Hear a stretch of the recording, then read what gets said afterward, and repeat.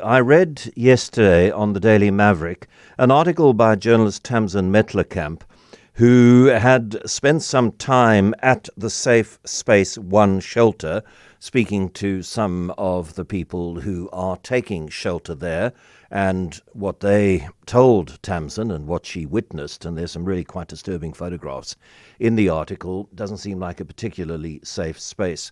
We did ask the city to provide somebody for an interview to respond to some, and they told us nobody's available for an interview. They did send a statement, which I will share the key bits of. Tamsin, good afternoon. Afternoon, John. What took you there? I mean, did you get some kind of notification from an NGO that works with street people, or were you contacted directly by somebody who's taking shelter there? The story started with looking into the evictions that are going to be happening around Cape Town soon at these 7 unhoused sites of unhoused persons. And when I started looking into that story, at the time it seemed they were going to be moved into Safe Space 1.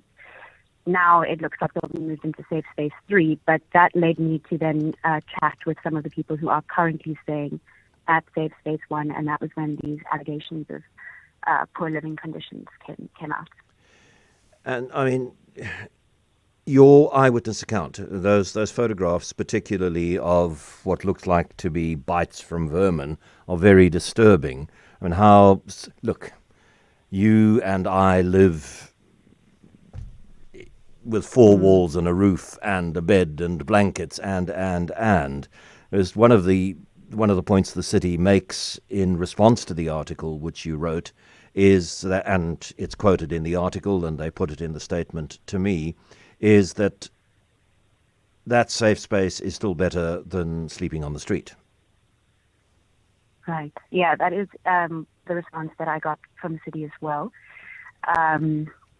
Personally, I think that the city has stated that this is a safe space, a space where residents can have safety and dignity. And so if we have residents of that space who are saying that it is in fact not safe and not dignified, then we need to be taking the time to ask what might be going wrong. Well, just describe what the conditions are like that you witnessed. So I have not had the opportunity to enter the safe space. I did request permission from the city to do so, and that was denied last week. They have since said that I can have a visit. That hasn't happened yet. But in the interviews that I've had with the people who are staying there, what I've seen from the outside looking in, what you can tell is that rather than having solid walls and a roof as part of the shelter, what they have is these corrugated iron roofs on poles with no walls, and the bridge some 15 or so meters up. And what that means is that occupants say bedding is wet, belongings are wet during these storms we've seen, but also they have to erect some of their own walls when it comes to things like blankets or plastic sheeting to reinforce this shelter, because it's just not seeming to be adequate at the moment to protect them from the elements. And the people who spoke to you, what else did they tell you about the experience of being there? I think for them, it was described as a very undignified experience. For many of them, they are coming from living on the street, which is a very dangerous space. So, the safe space at least provides them with a fenced-off area where they're less likely to be attacked or harmed while they rest. But they say there are a lot of rats in the space that get into their bedding, get into their bags. Some incidents of being bitten by rats while in the safe space. Other pests like lice, bed bugs, and just overall unsanitary conditions when it comes to toilets, showers, facilities in that space. And so it's incredibly difficult to feel like safe, is the feedback I got from them when in those types of conditions.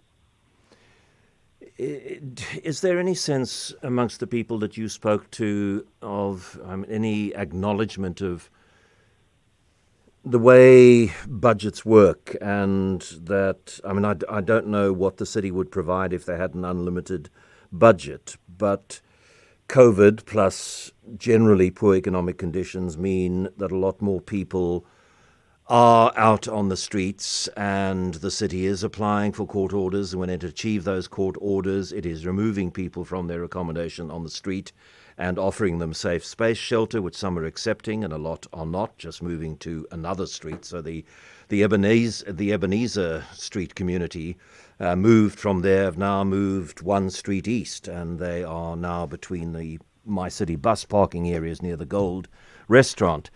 But is there any sense that the budget is limited and that the city is making an effort, or are they just completely negative about the city's approach to this issue? I mean, the exact words that one of the individuals used when we were chatting in our interview was, we're not requesting 5-star hotels.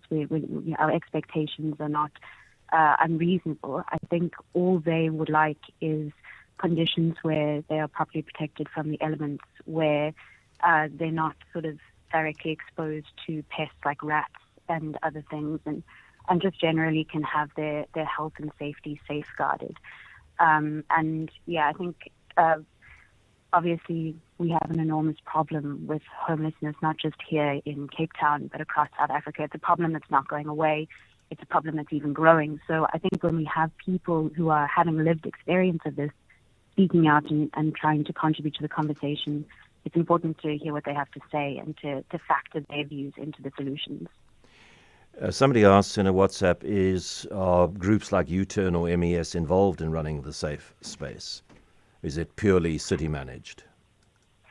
So it's city funded, and then there are different external service providers for different safe spaces. It's not all the same one. But the city is responsible for oversight and also contributing to certain aspects of the safe space management. Tamsin Metelerkamp, Daily Maverick journalist, thank you very much indeed.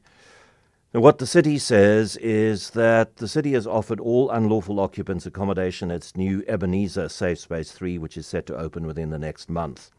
It is estimated that about 150 people will be relocated to safe space accommodation if all respondents elect to accept this offer. Overall, the city will spend 220 million rand over the next 3 years to operate safe spaces and to expand the number of these facilities in the metro. The city will further invest in general upgrades to Safe Space 1 facilities in the current financial year. Completed upgrades at Safe Space 1 already ensure the roof of the highway is waterproof and the wind is abated. The annual operational budget for Safe Space 1 amounts to 8.5 million rand. Responses to allegations about Supersport 1 in the Daily Maverick article regarding overcrowding. All the city's safe spaces have specified capacities which are not exceeded. The facilities do tend to be at capacity during inclement weather in winter. Regarding pest control, the city has appointed a contractor for monthly pest control services at both Culemborg safe spaces. Regarding rain and leaks, the sleeping quarters are protected and not wet. Upgrades already complete in this regard. Further upgrades to all the city's safe spaces will be completed in the next few months. Regarding health and safety regulations compliance, all the city's safe spaces are monitored for legislative compliance on an ongoing basis. Regarding social services being a box tick, therefore ineffective, rehabilitation can only occur with the buy-in of occupants and cannot be forced upon them. It is a genuine service on offer to all those who wish to get on with their lives off the streets. Thousands of people buy in and successfully get off the streets with these services. In the 12 months ending June 2023, the city helped almost 3,500 individuals with shelter placement or referrals to an array of social services. This includes 2,246 shelter placements, 112 family reunifications and reintegrations, 1,124 referrals to social services, and over 880 short-term contractual job opportunities via the expanded public works program.